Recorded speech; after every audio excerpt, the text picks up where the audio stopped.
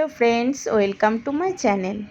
আজ আমি সকালে বাচ্চাদের আলুর পরোটা করে দিয়েছিলাম টিফিনে। তো খুব কম সময়ে এরকম চটজলদি আলুর পরোটা কিভাবে করলাম সেটি তোমাদের সাথে শেয়ার করছি। প্রথমে আমি আলু সেদ্ধ করে নিয়েছি, তার মধ্যে একটু পেঁয়াজ কুচি, একটু লঙ্কা কুচি দিয়েছি, আর সামান্য ময়দা দিয়েছি, আর বেশ খানিকটা আটা দিয়েছি। দিয়ে একটু পরিমাণ মতো নুন আর একটু সাদা তেল দিয়ে দিয়েছি। তারপরে ভালো করে এটা ডো করে নিয়েছি মেখে। দেখো এখানে আমার রেডি ডোটা। এরপরে এরকম লেচি, ছোট ছোট রুটির মতো লেচি কেটে নেব। দেখো এখানে আমি প্রত্যেকটা পরোটা বেলে নিয়েছি একসাথে। তারপরে এক এক করে এরকম ভেজে নেব। একটু ভাজা হলেই তেল দিয়ে যেরকম পরোটা ভাজে এরকম ভেজে নেব। একটু লাল লাল করে ভাজবো। খুব ভালো খায় বাচ্চারা, একটু সস হলে আর কিছু লাগে না।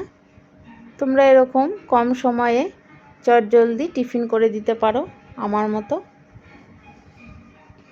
দেখো এখানে সবগুলো আমি ভেজে নিয়েছি একসাথে। এবার বক্সে রেডি করে দেব। আজকের মতো এ পর্যন্ত। দেখা হবে নেক্সট অন্য কোনো ভিডিওতে। ভালো থাকবে, সুস্থ থাকবে, টাটা।